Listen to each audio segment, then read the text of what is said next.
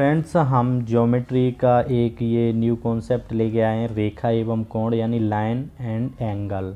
इसमें हम इसकी डिटेल इन्फॉर्मेशन देखेंगे। तो सबसे फर्स्ट नंबर पे हम सबसे पहले ये बताते हैं कि रेखा क्या होती है। तो रेखा जैसे कि ए पॉइंट से बी, इसी को हम क्या बोलते हैं, रेखा बोलते हैं। शॉर्ट में बताएंगे। और इसका संकेत जो होता है वो ए बी होता है। ओके, इस तरीके से लिखते हैं। क्लियर। नेक्स्ट देखो, समांतर रेखाएं क्या होती हैं। समांतर रेखाएं जैसे कि ये ए बी और सी डी, यानी कि जो ए बी व सी डी एक दूसरे की समांतर रेखाएं। समांतर रेखाओं का मतलब होता है यानी कि A B Rekha C D रेखा से क्या हो, इक्वी डिस्टेंस पर हो। इसे 0 डिग्री रेखा भी बोलते हैं या अप्रतिच्छेदी रेखा भी बोलते हैं। अप्रतिच्छेदी रेखाएं वो होती हैं जो कभी एक दूसरे को काटती नहीं है। ठीक है, तो ये क्या समांतर रेखा एक दूसरे को कहीं काटेंगे, नहीं काटेंगे। तो इसको लिखने का तरीका होता है A B is parallel, parallel का सिंबल यानी समांतर सी डी। ओके, इसको इस तरीके से लिखते हैं यानी कि ए बी समांतर है सी डी के। अब इसमें ये देखो, समांतर रेखाओं के बीच की जो लंबवत दूरी हमेशा जो होती है, जैसे कि ये इस पॉइंट से सी डी से अगर इस पर लंब जो डाला गया है तो ये कितना है, P1 डिस्टेंस होगी। और ये वाली भी लंबवत दूरी P2 होगी। तो ये हमेशा एक दूसरे के क्या होंगी, बराबर होंगी। तो P1 equal to P2। Clear. लंबवत रेखा वो होती है जो इस लाइन से ड्रॉ की जाए, इस पर 90 डिग्री का एंगल बनाए। ओके, अब इसमें देखते हैं हम। तो ए बी व सी डी की लंबाइयाँ बराबर हों। अब एक बात बताओ, जो ए बी और सी डी एक दूसरे से बराबर हैं तो उनको इसी तरीके से तो लिखेंगे, A B is equal to C D.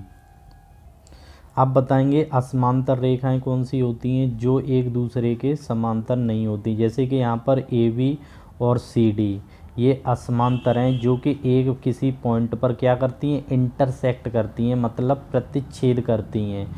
इस बिंदु को हम क्या बोलते हैं, जिस पर ये कट करती हैं, इस बिंदु को बोलते हैं प्रतिच्छेद बिंदु। ओके, तो अब आप एक बात बताओ, जैसे कि ये वाला जो एंगल है, ठीक है, ये एक्स, तो इसके जो अपोजिट का एंगल होगा वो भी एक्स होगा। ये बाई है तो ये बाई होगा। तो इसका मतलब ये होता है कि जो शीर्षाभिमुख कोण होते हैं, शीर्षाभिमुख कोण क्या होते हैं, एक दूसरे के अपोजिट होते हैं और कैसे होते हैं, इक्वल होते हैं। जैसे कि यदि दो रेखाएं प्रतिच्छेद करती हैं तो शीर्षाभिमुख कोण कैसे होते हैं, बराबर होते हैं। तो ये दो रेखाएं जो कि एक दूसरे को कहाँ पर, बिंदु ओ पर इंटरसेक्ट कर रही हैं यानी प्रतिच्छेद कर रही हैं।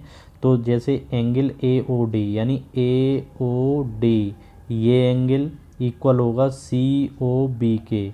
इसी प्रकार angle A O C equal होगा डी ओ बी के। तो ये बात क्लियर हो गई। तो इन्हीं कोण को हम क्या बोलते हैं, शीर्षाभिमुख कोण बोलते हैं। नेक्स्ट देखेंगे।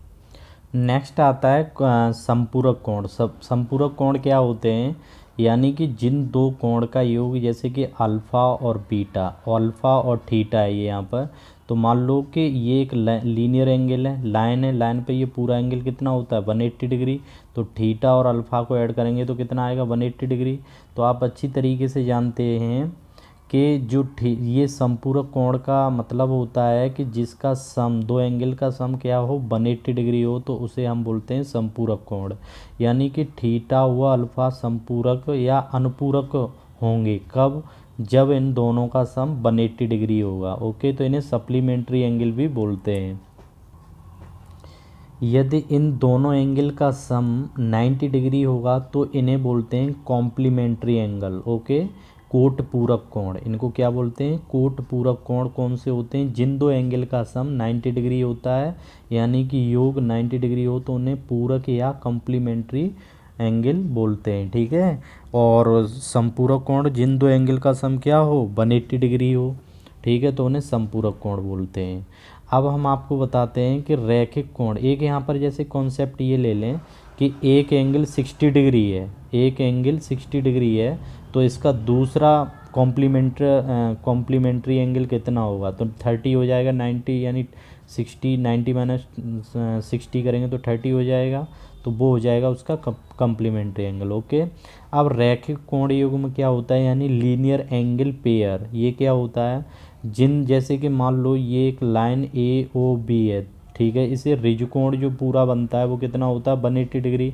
अगर मान लो ए ओ सी एंगल थीटा दिया है तो ये सी ओ बी कितना हो जाएगा, यदि ये एंगल थीटा है तो एंगल सी ओ बी हो जाएगा। पूरा एंगल कितना है 180 डिग्री, तो 180 में से इस थीटा को माइनस कर देंगे तो ये एंगल मिल जाएगा, तो ये हो जाएगा। ठीक है, तो इसे रैखिक कोण युग्म बोलते हैं।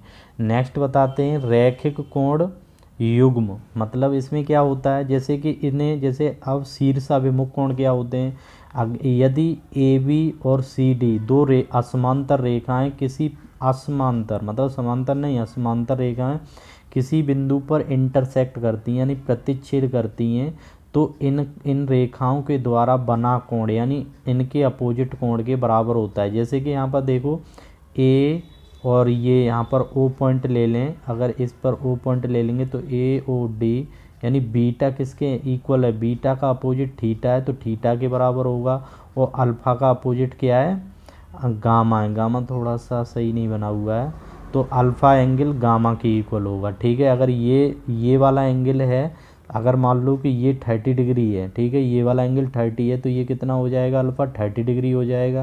और ये अगर मान लो ये 30 है तो फिर ये कितना होगा, अगर हम इसको देखें तो ये जो एक लाइन पे जो एंगल बनता है तो ये कितना होता है पूरा लीनियर 180 डिग्री, 30 माइनस करेंगे तो ये कितना हो जाएगा 150 डिग्री। ओके, तो ये 150 हो गया तो थीटा भी तो 150 हो जाएगा। क्लियर, तो इस प्रकार अल्फ़ा गामा के बराबर होगा, बीटा थीटा के बराबर होगा। इसे शीर्षाभिमुख कोण बोलते हैं।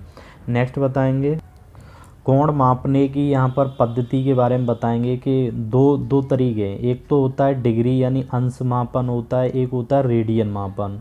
तो देखो अंश मापन जो है इसे साष्टिक पद्धति बोलते हैं। क्या बोलते हैं, साष्टिक पद्धति, या डिग्री में जैसे कि एंगल एक्स है तो एक्स डिग्री लिखते हैं। ओके, इसका संकेत लिखने का ये तरीका है। अगर हम इसकी बात करें जैसे ये रेडियन में कैसे लिखते हैं, तो ये वृत्तीय पद्धति में रेडियन एंगल लिखा जाता है। रेडियन का मतलब है जैसे कि एक्स पे ये बना दें तो ये रेडियन को, या फिर नॉर्मल इस तरीके से लिखा हुआ एक्स होगा, या फिर मान लो कि ये एक्स रेडियन भी लिख सकते हैं, इस तरीके भी कर सकते हैं। ठीक है, नेक्स्ट देखो, अब जैसे कि हमारे पास मान लो रेडियन को डिग्री में कैसे चेंज करते हैं, तो पाई रेडियन में 180 डिग्री होता है। कितना होता है, पाई रेडियन में 180 डिग्री होता है। ये क्वेश्चन पूछा भी जाता है कि 1 पाई में कितने डिग्री एंगल होता है, तो 180। ओके, अब जैसे 1 रेडियन की वैल्यू अगर हम यहाँ से निकालेंगे तो 180 अपॉन पाई हो जाएगा, यानी 1 रेडियन में 180 अपॉन पाई होता है।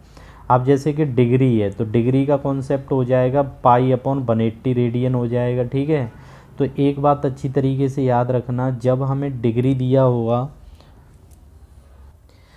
इसमें आप इसको ऐसे समझ सकते हो जैसे कि ये 30 डिग्री है। ओके, 30 को पाई अपॉन 180 से कट करेंगे, डिग्री को पाई में कर रहे हैं तो 30 से 180 कट करेंगे तो कितना हो जाएगा 6 टाइम कट जाएगा, यानी पाई अपॉन 6 आ जाएगा रेडियन। अब मान लो हमें पाई अपॉन 3 क्या दिया हुआ है, मान लो रेडियन में गिवन है, उसे डिग्री में चेंज करना है तो क्या करेंगे 180 अपॉन पाई करेंगे, तो देखो पाई से पाई कट जाएगा और 3 से 180 को कट करेंगे तो कितने टाइम कटेगा 60 टाइम, तो ये डिग्री हो जाएगा। ठीक है, तो रेडियन से डिग्री और डिग्री से रेडियन में कैसे चेंज करते हैं ये समझ में आ गया। तो जैसे मान लो एक्स रेडियन गिवन है तो इसे 180 अपॉन पाई करेंगे, उसका मल्टीप्लाई कर देंगे। सिमिलरली जो मैंने बताया वही है, और यहाँ पाई अपॉन जब डिग्री को रेडियन में चेंज करना है तो पाई अपॉन 180 का मल्टीप्लाई करेंगे। ठीक है, नेक्स्ट बताएंगे कोणों के प्रकार। कोणों के प्रकार क्या होते हैं, कोण ये होते हैं, सबसे पहले हम देखते हैं न्यून कोण। न्यून कोण कौन सा होता है, जिस कोण की वैल्यू क्या होती है 0 डिग्री से तो बड़ी होती है और 90 डिग्री से छोटी, यानी 0 और 90 के बीच में जो एंगल होता है उसे न्यून कोण कहते हैं। समकोण, जिस कोण की वैल्यू क्या होती है 90 डिग्री होती है यानी 90 डिग्री, उसे समकोण बोलते हैं। राइट एंगल, इसे एक्यूट एंगल। अधिक कोण क्या होता है, 90 और 180 डिग्री के बीच में, 90 और 180 के बीच में जो एंगल होता है उसी को हम बोलते हैं अधिक कोण। ठीक है ना, तो ये समझ में आ रहा होगा। रेजो यानी लीनियर या सरल कोण, मतलब जिस एंगल का जो एक लाइन पे, जैसे अभी हम जो आपको बता रहे थे ये जो कोण बनेगा ये कितना होता है, ये 180 डिग्री का होता है, इसे रिज कोण बोलते हैं। क्या बोलते हैं इसको, रिज कोण। या सरल कोण। बृहत कोण वो होता है जिसकी वैल्यू 180 और 360 के बीच में होती है, उसे बृहत कोण बोलते हैं। ठीक है, नेक्स्ट देखेंगे, जब दो समांतर रेखाओं को एक तिर्यक रेखा काटती है, जैसे मान लो ए बी और सी डी, ये क्या है, इन दोनों समांतर रेखा हैं। तो एक ये ई जो रेखा है ई एफ, ये ई एफ क्या है, एक तिर्यक रेखा है जो इसको कट कर रही है इस पॉइंट पर और इस पॉइंट पर। तो ये एंगल जो बनेंगे, तो एंगल इनको नाम दे देते हैं 1 2 3 4 5 6 7 8। तो अब इसका कॉन्सेप्ट समझो। इसमें जैसे कि मान लो शीर्षाभिमुख कोण बराबर होते हैं, ये तो बात आप जानते हो कि शीर्षाभिमुख कोण बराबर होते हैं। तो यानी कि 2 के अपोजिट का कोण क्या है 4 और 1 के अपोजिट क्या है 3। तो ये 1 इक्वल होगा 3 के और 2 इक्वल होगा 4 के। क्लियर हो गया। ऐसे ही 5 इक्वल होगा 7 के और 6 इक्वल होगा 8 के। तो ये बात यहाँ पर अच्छी तरह समझ में आ गई। नेक्स्ट बताएंगे, अब बात आती है कि संगत कोण बराबर या समान होते हैं। संगत कोण कौन से होते हैं, जैसे कि ये कोण जो इसका ये 2 और 2 का ये देखेंगे अगर हम, ये 6, 2 और 6 ये एक दूसरे के संगत कोण होंगे। ऐसे ही जो 1 है 1 5 के संगत होगा। अब 3 है तो 3 7 के संगत होगा और 4 किसके संगत होगा 8 के। बात अच्छी तरह समझ में आ रही है। तो संगत कोण का कॉन्सेप्ट समझ में आएगा। जैसे 2 = 6 यानी कि 2 = 6, ऐसे ही 3 = 7, 1 = 5, 4 = 8। क्लियर।